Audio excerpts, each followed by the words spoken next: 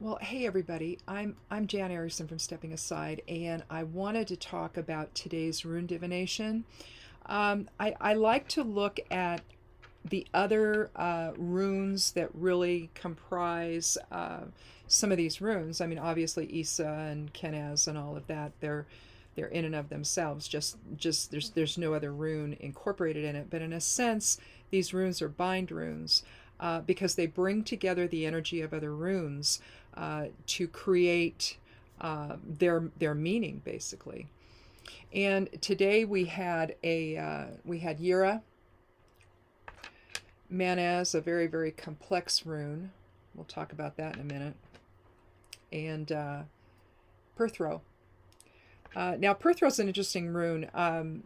Just a little background on that. It's about fate, or the cup from which dice or the runes are tossed. This is open to birth. This is to death. This is a cauldron. So anyway, directionality matters, but I don't do reversals when it comes to runes. Or really tarot cards either. I like to just incorporate all of the aspects into a reading to choose from, depending on what the other runes or in terms of tarot, what the other cards have to say.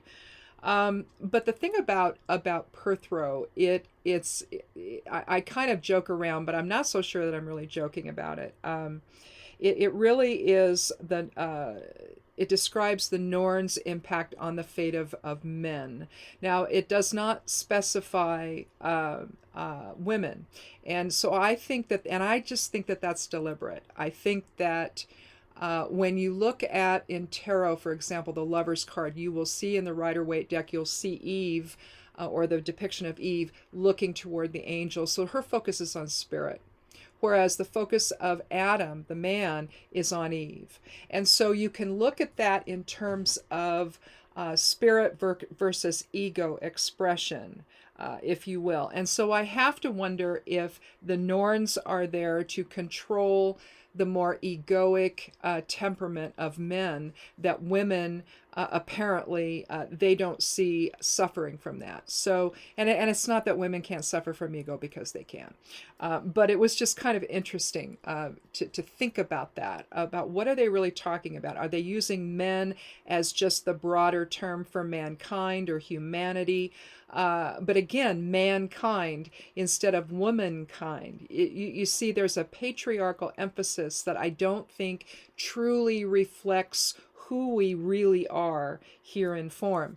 But anyway, all that aside, with Yira, Manaz, and Perthro comprising today's Rune Divination, it's basically asking us to determine who controls our fate.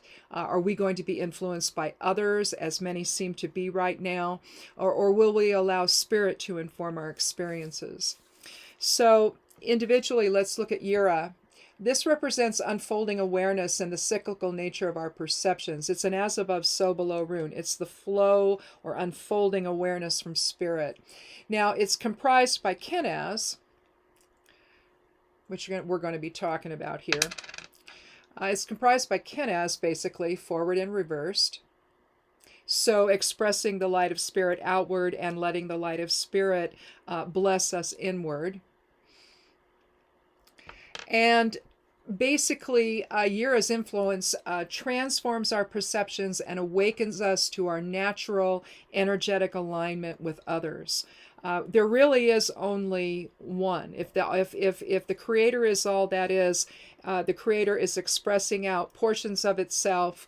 Either, if you want to, I think of that as the Great Mother, is breathing out portions of herself, which are the individual souls and maybe it's in a step down version where there's the bigger one, and then from there everything expands. But basically, there really is only one, and we're playing out and observing observing and then playing out all of those potentialities that we can experience in form. But when we do that, everything we see, including other people, then becomes the other side of self. The other side of that equation. If you look at it as a circle divided in half, you have self and other side of self, and that's in a sense what Yira is expressing as well. Now, Manaz, the more complex rune of the reading, is comprised of, well, it's basically the rune of humanity's integration and unity consciousness. It embraces the higher vibratory resonance of Kenaz as well. It also it also embraces Dagaz in its center. Let's see, also Vunyo, forward and reversed. We'll put that there as well. I need to put that back over there because that's part of next week's divination for esoteric influences. But as is Kenaz, so I'll have to remember to put that back. But basically, you're looking at Kenaz in all directions with the gauze, terminated by Isa on the ends. So Isa's there as well. Isa is just a single line. But that's a Norn rune, representing the static realm or the present moment. But Vunyo is present, as are both Laguz and Dagaz. Do I have Laguz out here? I don't. But Laguz is like this. So it's like Isa with a little hook at the top. That's the flow of spirit. But basically, what this is signaling is flow from one state or another in balance with higher self-awareness, would be maybe the broader explanation of Manaz. But again, it's humanity's integration and unity consciousness in the oneness of the Creator and the oneness of all that is. And then lastly, Perthro, again, as the rune of fate or chance, gives us the ability to choose our own direction. Will that come from the soul's higher perspective or from that of the lower vibration of ego? And again, if you are giving over your choices to other people, if you are allowing other people to influence everything you think and feel and express, then are you really controlling your own fate? I have to wonder about that. Now, with Kenaz as part of both Ur and Manaz, it's clear that the soul can influence awakening to a higher truth that involves both reciprocity and integration with others. So it's that give and take, and how are we going to express that today? Are we going to control that ourselves? Are we going to let, in other words, the light of spirit, our own soul, control those experiences, or do we give that away to other people or to the ego itself? So what I would say then is, as the inner struggle continues for many, it's giving us a window into how ego plays out its own struggle for survival, which is what I think we're seeing now manifested around, at least with some people that can't seem to align with the greater understanding of our lives, our collective lives right now. They seem to want to engage in such animosity and violence at times with people, trying to force their own opinions on other people when everyone else is just going around doing their own thing. They get in your face, they yell at you, maybe they get physical with you. This is ego, and it's not in integration with spirit at all.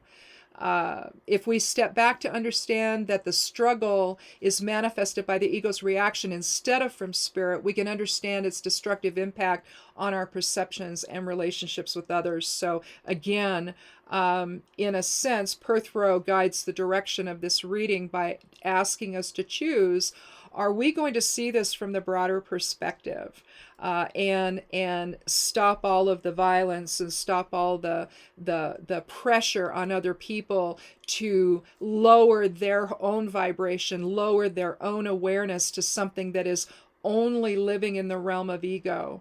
Or are we going to transmute that all into spirit and let spirit guide our paths? So anyhow, that's all I wanted to talk about.